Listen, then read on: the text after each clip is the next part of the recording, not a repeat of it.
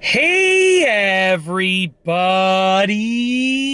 I'm here today to show you and tell you how to write a position paper properly.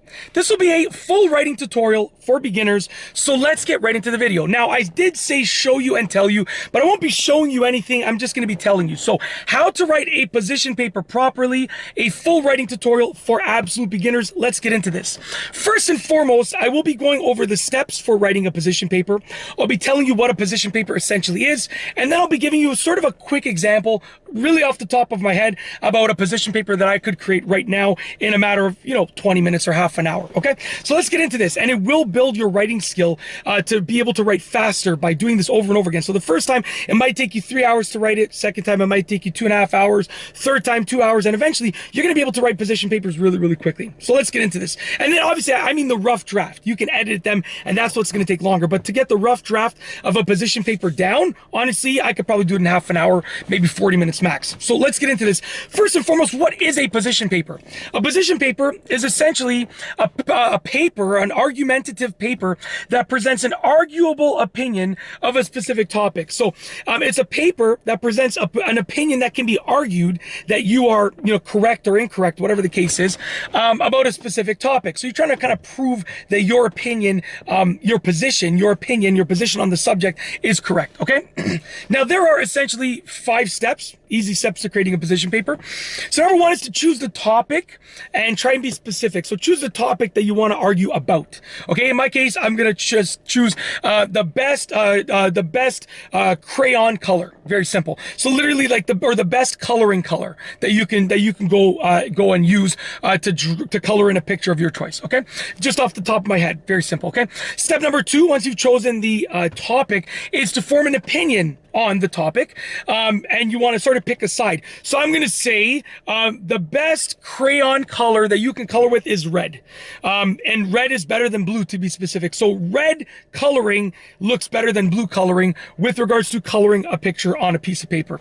Yeah, very simple, like a drawing, like a coloring picture. Okay, that's going to be my argument. I'm a full-time elementary school teacher and I have 4 young kids, so I go through these red and blue arguments all the time.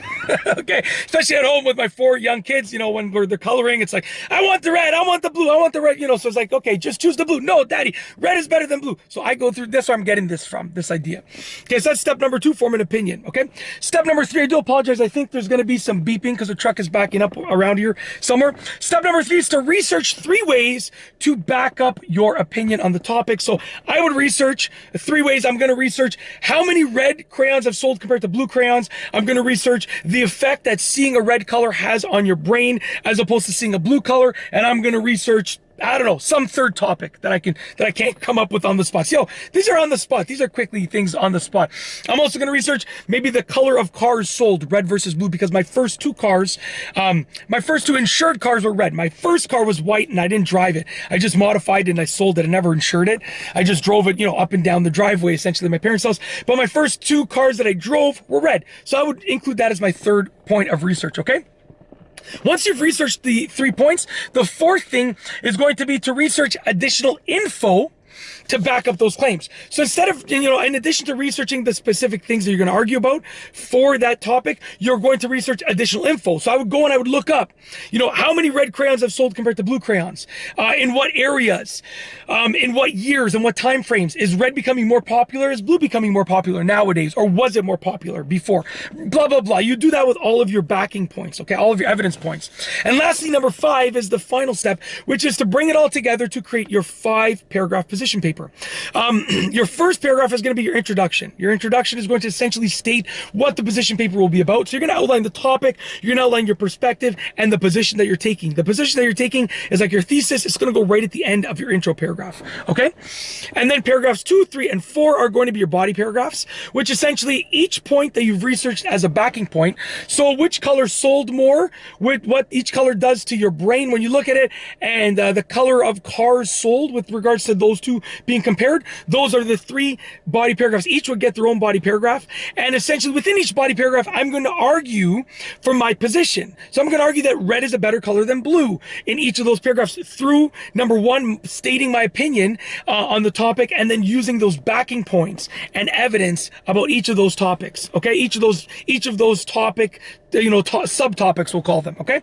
Lastly is number 5 paragraph. Number 5 is your conclusion paragraph, which is essentially going to be where you bring everything together. So you take all of the points that you talked about and you bring them together into sort of one conclusive paragraph. It's similar to your intro, but you've now already stated those evidence points. So you're going to sort of bring those together in the conclusion. In the intro, you're just talking about the topic. Then you go your 3 body paragraphs, which with each of them being about an evidence point. And then your conclusion restates those evidence points because now they've been stated. Okay. Very simple. And just to be clear, in elementary school and high school, I didn't do really well. I was just very much an average, even to be honest with you, a below average student. Other than in math, I just killed it in math. Always. I've just always been, phenomenal, and I enjoy math, but I always, just numbers are my thing. But in terms of writing, I was always like a C+ to B- student. And then I got to university and I took 3 writing courses. I got to college first. I went to college first. I graduated college. Then I went to university, graduated university. Then I went to graduate school, graduated graduate school. Believe it or not, I know I sound like I'm a crazy lunatic in my videos, but I'm actually decently knowledgeable. Okay. And I took 3 writing courses in college, which were very practical. And they taught me about writing, not only writing well, but writing fast. And when you write fast, you can write well because you can spend more time editing your work.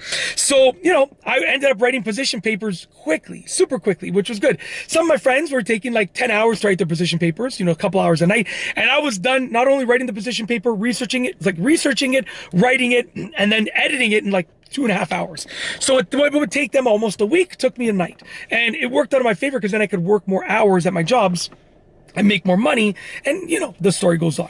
So essentially that is how to write a position paper properly, a full writing tutorial for absolute beginners. Gone over the steps, and I told you sort of what I would do on the spot if I had to create a position paper right now about something. I would just come up with those topics and subtopics and evidence points and researchable points. You want your evidence points to be researchable. That's an absolute must. Okay, I'm gonna take a sip of coffee because my mouth is absolutely dry right now. Not only do I talk a lot, but I talk fast. So that dries out my mouth. I always got coffee or water most of the time available when I'm filming, because I'll do like 10 videos at a time. So anyways, that's it. How to write a position paper properly, a full writing tutorial for absolute beginners. If you like the video, please be sure to give it a thumbs up. Let me know what you think down below as a comment. And of course, be sure to subscribe for more great videos just like this one. And that's all I have for you today. Thanks for watching.